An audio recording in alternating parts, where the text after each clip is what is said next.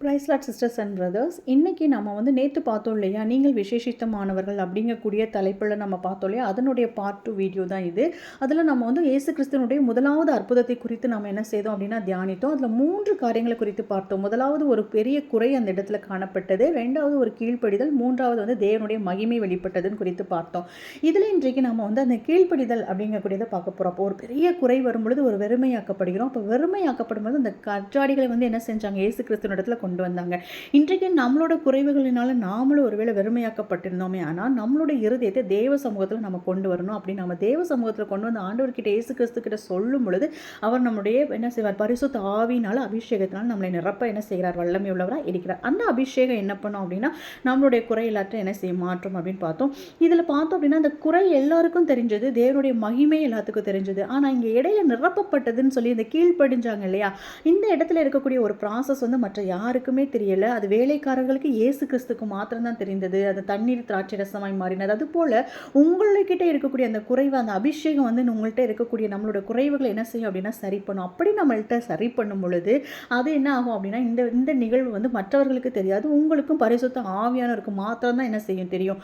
அப்போ ஒரு குறை எவ்வளோ பெருசாக தெரிகிறதோ அதே மாதிரி தேவ மகிமை வெளிப்படுறதுக்கு முன்னாடி சில விஷயங்கள் வந்து நமக்கு என்ன செய்யணும் அப்படின்னா சரிப்பட வேண்டிய விஷயங்கள் நம்ம கிட்ட இருக்கலாம். அதற்கு அபிஷேகங்கிறது ரொம்ப ரொம்ப முக்கியம். அந்த அபிஷேகம் நமக்குள்ளே வரும் பொழுது நம்மளுடைய குறைவுகள் எல்லாம் என்ன பண்ணப்படும் அப்படின்னா சரி செய்யப்படும் அப்படிங்கிறது குறித்து அதை பார்த்தோம். அப்படி தானே நம்ம பார்த்தோம் இல்லையா, குறைவுகள் எல்லாமே என்ன செய்யப்படும், சரி செய்யப்படும். ஆனால் இதுக்கு அந்த அபிஷேகம் வரும் பொழுது அது ஆட்டோமேட்டிக்காக என்ன ஆகும்னா மற்றவர்களுக்கு தெரியாது, உங்களுக்கும் தேவனுக்குமான உறவை சரி பண்ணக்கூடியது அப்படின்னு சொல்லி பார்த்தோம். இதுக்கு வேதத்திலிருந்து ஒரு உதாரணமாக நம்ம எதை பார்க்கலாம் அப்படின்னா 1 சாமுவேல் 1:18 நம்ம எல்லாருக்கும் தெரிஞ்சது அன்னாளுடையது. அப்போ அவங்க பாருங்க, அந்த 1 சாமுவேல் 18 அப்பொழுது அவள் உம்முடைய அடியாளுக்கும் உம்முடைய கண்களிலே தயை கிடைக்க கடவது என்றால் பின்பு அந்த ஸ்திரீ புறப்பட்டு போய் போஜனம் செய்தால் அப்புறம் அவள் துக்கமுகமாக இருக்கவில்லை நாங்கள் வசனம் சொல்லுது. நமக்கு அன்னாளோட ஸ்டோரி எல்லாருக்குமே நல்லா தெரிஞ்சுதான். அவங்க வருஷந்தோறும் அந்த ஆலயத்துக்கு போய் தேவ சமூகத்தில் தன்னுடைய இருதயத்தை ஊற்றி அழுது ஜெபித்து வர்றாங்க.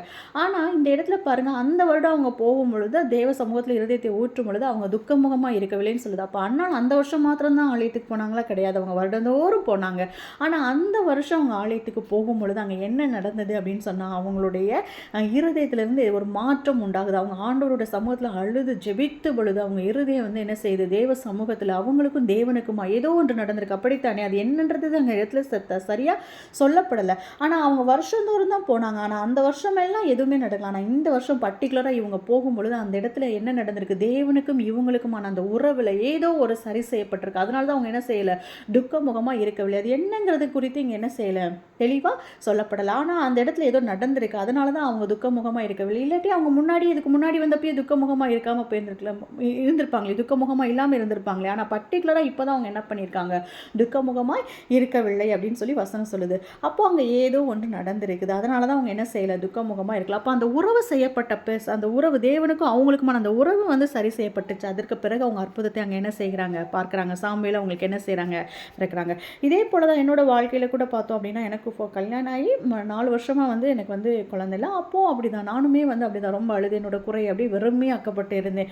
அப்போது நான் டாக்டர்ஸில் போகும்போது ட்ரீட்மெண்ட்லாம் பார்க்குறாங்க, குழந்தை பிறகு அந்த மாதிரி பல விதமான காரியங்களை குறித்து என்கிட்ட என்ன செய்கிறாங்க, சொல்கிறாங்க. அப்போல்லாம் நான் சோர்ந்து போய் வெறுமையாக்கப்பட்டிருந்தேன். ஆனால் நான் ஒரு பர்டிகுலராக பார்க்கும்போது ஒரு ஸ்டேஜில் வந்து நான் ஞானஸ்தானம் எடுக்கிறேன். நான் எடுத்த உடனே ஒரு அபிஷேகத்தினால நிரப்பப்படுகிறேன். நிரப்பப்பட்ட உடனே என்னோட வாழ்க்கையில் பார்த்தோம் அப்படின்னா அப்போது நான் ஆண்டுகிட்ட போய் என்னோட வெறுமையாக்கப்பட்ட இதயத்தை தேவ சமூகத்தில் கொண்டு போய், ஆண்டவரே என்னுடைய இப்படிலாம் சொல்கிறாங்களே அப்படின்னு அப்படி தேவ சமூகத்தில் வெறுமையாக்கப்பட்ட இருதயத்தை கொண்டு போகும்போது ஆண்டவர் வந்து அந்த அபிஷேகத்தில் நிறைச்சிருந்தார் பாருங்க. அவர் சொல்கிறார், அப்போ ஆண்டவரோட வார்த்தை வந்து நிறைவானது வரும் பொழுது குறைவானது ஒளிந்து போகும் அப்படின்னு ஆண்டவர் என்னோட பேசினாங்க.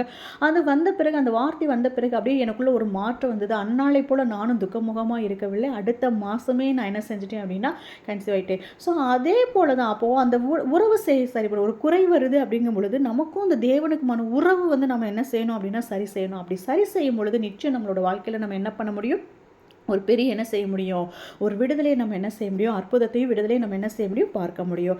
ஓகே, இப்போ நம்ம இதை குறித்து பார்த்தோம், அபிஷேகங்கிறத பார்த்தோம் இல்லையா. பர்டிகுலராக தேவன் வந்து இந்த நாளில் நம்மளை ஒரு விசேஷித்தமான அபிஷேகத்தினால நிறைக்க விரும்புகிறார். அதனால தான் விசேஷித்தமானவர்கள்னு நான் சொன்னேன்.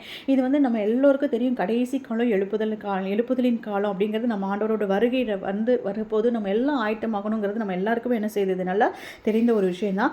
அது நம்ம எல்லாருக்குமே நல்லா தெரிந்த ஒரு அதிகாரத்தில் தான் வந்து நான் இந்த வசனத்தை எடுத்திருக்கேன். யோவேல் 2:28 18 பாருங்களேன். அதற்கு பின்பு நான் மாம்சமான யாவர் மேலும் என் ஆவியை ஊற்றுவேன், அப்பொழுது உங்கள் குமாரரும் குமாரத்திகளும் தீர்க்க தரிசனம் சொல்லுவார்கள்னு வசனம் சொல்லுது. அப்போது பர்டிகுலராக இங்கே எந்த அபிஷேகத்தை குறித்து சொல்லப்பட்டிருக்கிறா, தீர்க்க தரிசன அபிஷேகங்கிறத குறித்து தான் பர்டிகுலராக சொல்லப்பட்டிருக்கு. அப்போ இன்றைக்கு தேவன் வந்து எழுப்புதலுக்காக வைத்திருக்கிற அபிஷேகம் தீர்க்க தரிசன அபிஷேகம் தான். அந்த அபிஷேகத்தில் நாம் நிறைந்த ஆண்டவர் சமூகத்தில் ஆண்டவரை நிரப்புங்க நம்ம விட்டு கொடுத்து ஜெபிக்கும் பொழுது ஆண்டவர் அந்த அபிஷேகம் வரும்போது உங்கள் குறைவு மாறும். உங்கள் வாழ்க்கையை பார்த்து மற்றவங்களும் என்ன செய்வாங்க, முந்திருந்த ரசத்தை விட பிந்திருந்த ரசம் சுவையாக இருந்த மாதிரி முந்திருந்த வாழ்க்கையை விட இப்போ இருக்க வாழ்க்கை சுவையாக இருக்குன்னு அநேகர் சீசருக்குள்ளே என்ன செய்வாங்க, தேவனுக்குள்ளே என்ன செய்வாங்க, வருவாங்க.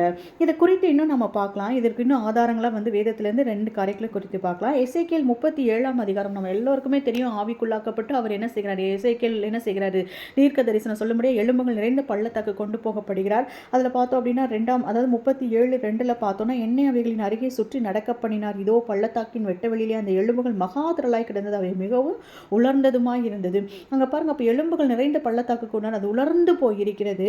இதே அந்த 37:10 பார்த்தோன்னா எனக்கு கற்பிக்கப்பட்டபடி நான் தீர்க்க தரிசனம் உரைத்தேன், அப்பொழுது ஆவி அவர்களுக்குள் பிரவேசிக்க அவர்கள் உயிரடைந்து காலூன்றி மகா பெரிய சேனையாய் நின்றார்கள்னு வசனம் சொல்லுது. இவர் தீர்க்க தரிசனம் சொன்ன உடனே அங்கே இருக்கக்கூடிய எலும்புகள், உலர்ந்து போயிருந்த எலும்புகள் எல்லாம் உயிரடைந்து சேனையாய், ஒருத்தர் 2 எலும்புலாம் இல்லை, எல்லாம் சேனையாய் எழும்புது. அப்போது இதே போல தான் அப்போது நம்ம தீர்க்க தரிசன அபிஷேகத்தில் நிறைந்து நம்ம என்ன செய்யணும் அப்படின்னா, நம்ம தீர்க்க தரிசனம் சொல்லும் பொழுது அக்கிரமத்திலும் பாவத்திலும் உலர்ந்து போயிருக்க ஜனங்கள், ஐயோ நான் பாவி, ஐயோ நான் இப்படி இருக்கேனேன்னு சொல்லி அவங்க உணர்வு பெற்று என்ன செய்வாங்க அப்படின்னா, எழுப்புதல் பெற்று ஒரு மகா சேனையாக என்ன செய்வாங்க, எழும்புவாங்க அப்படின்னு சொல்லி நம்ம எங்கே செய்கிறோம் பார்க்கிறோம். அப்போது இதற்கு தீர்க்க தரிசன அபிஷேகங்கிறது ரொம்ப ரொம்ப முக்கியம். ரெண்டாவது இந்த அபிஷேகம், தீர்க்க தரிசன அபிஷேகம், அதாவது அபிஷேகம் வந்துட்டாலே பரிசுத்த ஆவியானவர் எப்படிப்பட்டவர் அப்படின்னா, பாவத்தையும் நீதியையும் குறித்து கண்டித்து உணர்த்துகிற ஆவியானவர். அப்போ அந்த அபிஷேகத்தில் நம்ம நிறையும் பொழுது அந்த வார்த்தை வெளியில் வரும்போது ஜனங்கள் என்ன செய்வாங்க, ஐயோ நான் பாவி அப்படின்னு என்ன செய்வாங்க, உணர்த்து. ஏன்னா அது நம்மளால முடியாது, அந்த ஆவின் அபிஷேகத்தினால முடியும். அப்போ அந்த ஜனங்கள் என்ன செய்வாங்க, ஐயோ நான் பாவின் உணர்வு பெற்று ஒரு மகா சேனையை என்ன செய்வாங்க, எழும்பக்கூடியதான நாட்கள் என்ன செய்யும், வரும் அப்படிங்கிறத குறித்து நம்ம என்ன செய்கிறோம் பார்க்கிறோம். அப்போ அந்த அபிஷேகத்தை குறித்து நம்ம என்ன செஞ்சுக்கொள்ளணும், பெற்றுக்கொள்ளணுங்கக்கூடியதான ஒரு உணர்வு நமக்குள்ளே என்ன செய்யணும், வரணும். அடுத்ததான் நம்ம வேதத்தில் வந்து இன்னொரு சம்பவத்தை பார்க்க போகிறோம். நம்ம எல்லோருக்குமே நல்லா தெரிஞ்சது தான். அப்போஸ்தலர்கள் 2ஆம் அதிகாரத்தில் பார்த்தோம் அப்படின்னா, அங்கே பெந்தெகோஸ்து நாளிலும் சீஷர்கள் எல்லாம் ஒன்றா கூடுறாங்க. அந்த இடத்துல வந்து இதே யோவேல் 2 வாக்குத்தத்தம் பண்ணப்பட்ட அதே அந்த அபிஷேகம் ஊற்றப்படுகிறது. அப்போஸ்தலர்கள் 2ஆம் அதிகாரம் 17 பாருங்கள், கடைசி நாட்களில் நான் மாம்சமான யாவர் மேலும் என் ஆவி ஊற்றுவேன், அப்பொழுது உங்கள் குமாரரும் குமாரத்திகளும் தீர்க்க தரிசனம் சொல்லுவார்கள் வசனம் சொல்லுது. அப்போ அந்த அபிஷேகத்தில் தான் அவங்க என்ன செய்கிறாங்க, அந்த பெந்தெகோஸ்து நாளில் நிரப்பப்படுகிறாங்க. இதெல்லாம் முன்மாதிரியாக வேதத்தில் எழுதப்பட்டிருக்கு. அப்போ அவங்க அபிஷேகத்தில் இதே சீஷர்கள் தான் பார்த்தீங்க அபிஷேகம் பெறுவதற்கு முன்பாடி அந்த காற்றும் கடலும் என்ன செய்யறாங்க பார்த்து, ஐயோ ஐயரே நாங்கள் மடிந்து போகிறோமே அப்படின்னு சொல்லி இயேசு கிறிஸ்துவ பார்த்து என்ன செய்யறாங்க, பயந்து என்ன செய்யறாங்க பேசுனாங்க. ஆனால் இவங்க அபிஷேகத்தில் என்ன செய்யறாங்க, நிறைந்து அபிஷேகம் பெற்ற பிறகு அபிஷேகத்தில் நிறைந்து பேசும் பொழுது அங்கே என்ன நடக்குதுன்னா, இதே அப்போஸ்தலர்கள் 2ஆம் அதிகாரம் 37 பாருங்க, இதே அவர்கள் கேட்ட பொழுது இருதயத்தில் குத்தப்பட்டவர்களாகி அப்படின்னு சொல்லி என்ன செய்யறாங்க, அங்கே வசனம் சொல்லுது. அப்போ இருதயத்தில் குத்தப்படுகிறாங்க. நம்ம பார்த்தோம் தீர்க்க தரிசனம் உரைக்கும் பொழுது அந்த ஜனங்கள் பாவம், ஐயோ நான் பாவின்னு சொல்லி மனம் திரும்பாங்க, ஏன்னா பாவத்தை குறித்து கண்டித்து உணர்த்துகிறோம்னு பார்த்தோம். அப்போ அந்த அபிஷேகம் நம்ம சாதாரணமாக சுவிசேஷத்தை அறிவித்தாலோ இல்லை ஜனங்க கிட்ட போய் பேசினாலோ அவங்க அதை என்ன செய்ய மாட்டாங்க, ஏற்றுக்கொள்ள மாட்டாங்க. நம்ம அபிஷேகத்தில் நிறைந்த அந்த அன்னாயிட்டிங்கோடு நம்ம போய் ஜனங்கள்கிட்ட பேசும்பொழுது அவங்க என்ன பண்ணுவாங்க அப்படின்னு சொன்னால், ஐயோ நான் என்ன செய்யணும்னு நீங்கள் கேட்டு அவங்க என்ன செய்கிறாங்க, மனம் திரும்பின மாதிரி என்ன செய்வாங்க, தேவனிடத்தில் என்ன செய்வாங்க, திரும்புவாங்க. அப்படிப்பட்ட ஒரு அபிஷேகம் தான் இந்த எழுப்புதலுக்காக கொடுக்கப்பட்டிருக்கிற இந்த கடைசி நாட்களுக்காக வைத்திருக்கப்பட்ட அபிஷேகம். அதே பாருங்கள், அதே அந்த அப்போஸ்தலர்கள் 2:41 அவனுடைய வார்த்தையை சந்தோஷமாக ஏற்றுக்கொண்டவர்கள் ஞானஸ்தானம் பெற்றார்கள். அன்றைய தினம் ஏறக்குறைய 3000 பேர் சேர்த்துக் கொள்ளப்பட்டார்கள். பாருங்கள், 3000 பேர். அங்கே மகா சேனையாய் காலூன்றி என்ன செய்கிறாங்க, எழும்புறாங்க. இங்கே பார்த்தோம் அப்படின்னா 3000 பேர். ஒருத்தர் 2 பேர் ரட்சிக்கப்படுகிறது வந்து எழுப்புதல் கிடையாது. திரளா ஜனங்கள் மகா சேனையா கூட்டமாக என்ன செய்வாங்க, எழுப்பப்படுவாங்க. அதுதான் வந்து எழுப்புதலுக்கான அபிஷேகம். இந்த கடைசி நாட்களுக்காக வேதத்தில் வாக்குத்தத்தம் பண்ணப்பட்ட இருக்க அபிஷேகம். இந்த அபிஷேகம் எப்படிப்பட்ட அபிஷேகம் அப்படின்னா, இப்போ ஒரு கேண்டிலை கொளுத்தி நம்ம வச்சுட்டு அதில் நம்ம லைட்டாக காற்றடிச்சு அது என்ன செஞ்சிடும், அணைஞ்சு போயிடும். அந்த மாதிரி அபிஷேகம் கிடையாது. இதே வந்து ஒரு காற்றடிச்சா அப்படியே அந்த காட்டில் வந்து ஒரு தீ பட்டுச்சுன்னா சடன்னு அது என்ன செய்வாங்க, ஒரு ஃப்ராக்ஷன் ஆஃப் செகண்ட் அங்கே இருக்கக்கூடிய எல்லாமே என்ன செய்ய ஆரம்பிச்சிடும், பிடிச்சு எரிய ஆரம்பிக்கும். அந்த மாதிரி ஒரு அபிஷேகம். அந்த ஃப்ராக்ஷன் ஆஃப் செகண்ட் அப்படியே ஃபுல்லாக படப்படன்னு அது என்ன செய்ய ஆரம்பிச்சிடும், அது மாதிரி இது சாதாரண அபிஷேகம் கிடையாது, பற்றி எரியக்கூடியதான ஒரு அபிஷேகம். அப்படியே ஜனங்கள் என்ன செய்ய ஆரம்பிப்பாங்க, அப்படியே மனம் திரும்புவாங்க. அப்போது அந்த அபிஷேகம் நமக்கு வேணும், எழுப்புதல் வேணும்னு நம்ம பிரயாசப்படுகிறோம்னா முதல்ல நாம் அந்த எழுப்புதலின் அபிஷேகத்தை பெற்றிருக்கணும். அப்போனா தான் ஜனங்கள் என்ன செய்ய முடியும், தேவனுடைய ராஜ்யத்துக்குள்ளே நம்ம என்ன செய்ய முடியும், கட்டக்கூடிய ஜனங்களாக நம்ம என்ன செய்ய முடியும், மற்றவர்களே அவரோட வருகைக்கு ஆயத்தப்படுத்த முடியும். முதல்ல நம்ம ஆயத்தமானதான் அடுத்தவங்க என்ன செய்ய முடியும், ஆயத்தப்படுத்த முடியும். ரெண்டாவது நல்லா பார்த்தோம் அப்படின்னா இந்த அபிஷேகம் வந்து நமக்கு எதுக்கு கொடுக்கப்படுது அப்படின்னா முதல்ல நம்மளை சரி செய்யணும். ஏன்னா இப்போ நம்மளோட வாழ்க்கையில் சில குறைவுகள் இருக்குது அப்படின்னா அந்த குறைவுகளை வந்து நம்மளால் என்ன செய்ய முடியாது, சரி பண்ண முடியாது.